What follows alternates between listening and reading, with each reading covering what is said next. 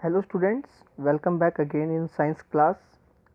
आज हम जो चैप्टर पढ़ने वाले हैं that is the chapter number 4। तो स्टार्ट करते हैं इस चैप्टर को इंट्रोडक्शन से। Natural resources include everything of natural origin, living and non living things which human beings use and enjoy. तो नेचुरल रिसोर्सेज में हर वो चीज़ आती है जो कि प्राकृतिक तौर पर या प्राकृतिक रूप से बनती है या प्राकृतिक रूप से वो ओरिजिन होती है, चाहे फिर वो लिविंग हो या नॉन लिविंग हो, और मनुष्य उसका क्या करता है, उपयोग करता है और इंजॉय करता है। तो नेचुरल रिसोर्स में हर वो चीज़ आती है जो नेचुरली क्या होती है, ओरिजिन होती है, चाहे फिर वो लिविंग हो या नॉन लिविंग हो, और ह्यूमन बींग्स उनका क्या करता है, यूज करता है और उन्हें एंजॉय करता है। Natural resources are substances provide by the nature. Natural resources वो सब्सटेंसेज है या वो पदार्थ है जो कि हमें प्रकृति देती है या प्रोवाइड करवाती है। They form the wealth of a country and include the land, air, water, forests, wild animals, minerals and various other things. ये क्या करते हैं? They form the wealth of a country. किसी भी देश की जो वेल्थ होती है या आप बोल सकते हो उसकी जो संपत्ति होती है, धन होता है, वो नेचुरल रिसोर्सेज बनाने का काम करते हैं। एंड इंक्लूड, और इसके अलावा क्या बनाते हैं, ये क्या फॉर्म करते हैं? लैंड बनाते हैं, air, water, forest, wild animals, minerals and various other things भी किस में आते हैं? नेचुरल रिसोर्सेज में आते हैं या नेचुरल रिसोर्सेज उनको बनाते हैं। They provide the base for the goods and service need for to support the modern life. Natural resources क्या करते हैं?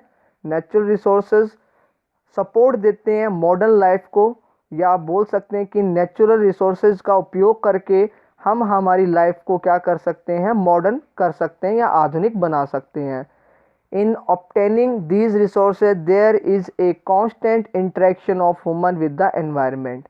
और इन रिसोर्सेज को प्राप्त करने के लिए लगातार ह्यूमंस, इंसानों में और एनवायरनमेंट के बीच में एक इंटरेक्शन चलता रहता है। कांस्टेंट, निरंतर इनके बीच में एक इंटरेक्शन होता रहता है एनवायरनमेंट और ह्यूमंस के बीच में for obtaining the natural resources.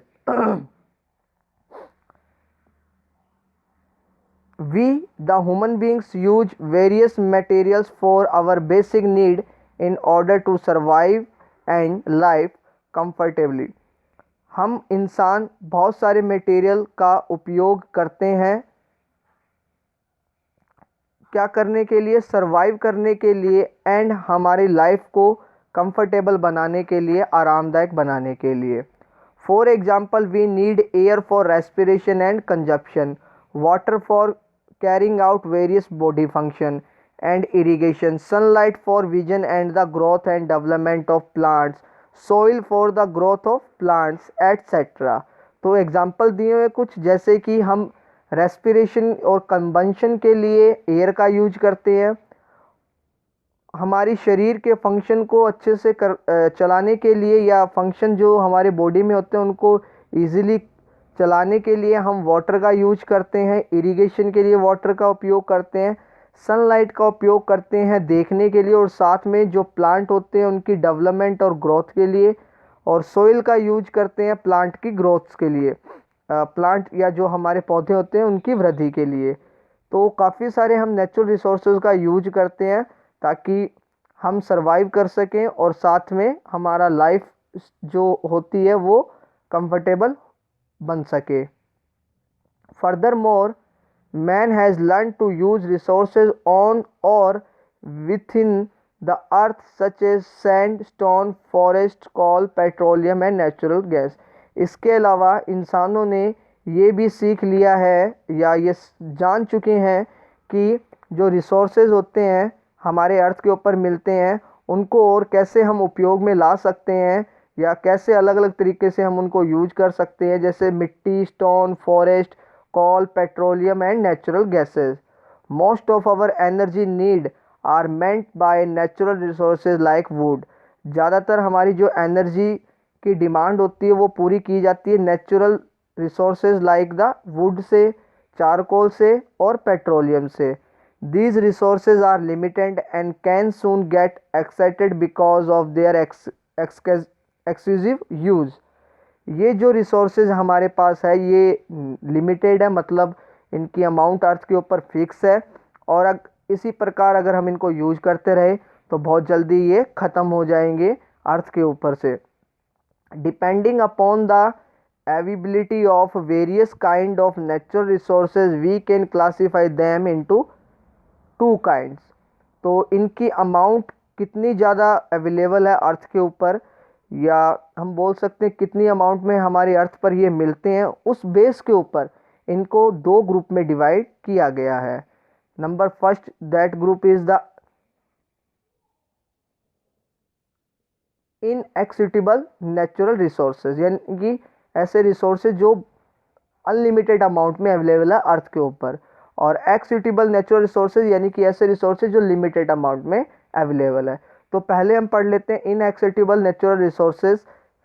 The natural resources which are available to human being in unlimited quantity and not likely to be exhausted by the various human activities are called the inexhaustible natural resources. तो ऐसे प्राकृतिक संसाधन जो कि unlimited quantity में मौजूद है और कभी भी ख़त्म नहीं होंगे, मनुष्य चाहे इनका कितना भी उपयोग करे, उनको हम इनएक्सिटेबल नेचुरल रिसोर्सेज के नाम से जानते हैं. Like air, water, soil, sunlight are some example of inexhaustible natural resources. और एक्सेप्टेबल नेचुरल रिसोर्सेज तो वो जस्ट इसके अपोजिट हो जाएंगे. The natural resources which are available to the human beings in limited quantity and likely to be accepted by the various human activities in the near future are called the acceptable natural resources. और ऐसे प्राकृतिक संसाधन जो कि मनुष्य के लिए एक सीमित अमाउंट में या सीमित क्वांटिटी में मौजूद है, और ये क्या हो सकते हैं, ख़त्म हो सकते हैं मनुष्य के उपयोग के द्वारा आने वाले भविष्य में. इन नेचुरल रिसोर्सेज को हम एक्सेप्टेबल नेचुरल रिसोर्सेज के नाम से जानते हैं. Forest, wild life, all kind of material such as coal, petroleum and natural gases are acceptable natural resources. तो ये कुछ एग्जांपल दिए हुए हैं एक्सेप्टेबल नेचुरल रिसोर्सेज के, जिनका अगर हम बहुत ज़्यादा उपयोग करें तो ये क्या हो जाएंगे, एक्साइटेड हो जाएंगे, अर्थ से ये ख़त्म हो जाएंगे. In this chapter we will study about the important natural resources such as the forest, soil, minerals. तो इस चैप्टर में हम स्टडी करेंगे नेचुरल रिसोर्सेज जैसे कि फॉरेस्ट, सॉइल और जो मिनरल्स होते हैं उनके बारे में. All this fuels were formed in millions of year by the decay of remains of dead animal and plants. ये जो भी फ्यूल है ये लाखों सालों में बना है, मिलियंस ऑफ ईयर में बना है, प्लांट और एनिमल्स के डिके होने की वजह से. As the remains of dead animal और plant are called the fossils. ऐसे डेड मरे हुए या बचे हुए एनिमल्स और प्लांट को हम फॉसिल्स के नाम से जानते हैं. Therefore the fuel obtain from them is called the fossil fuels. और इस वजह से इनसे जो हमें फ्यूल मिलता है, यानी कि एनिमल और प्लांट के डिके होने से जो हमें फ्यूल मिलता है, उसको हम फॉसिल फ्यूल के नाम से जानते हैं. क्योंकि इनको हम फॉसिल बोलते हैं तो इनसे जो हमें फ्यूल मिलता है उनको हम फॉसिल फ्यूल बोलते हैं. तो आज के वीडियो में इतना ही. नेक्स्ट वीडियो में हम कोल वाला टॉपिक स्टार्ट करेंगे. So thank you.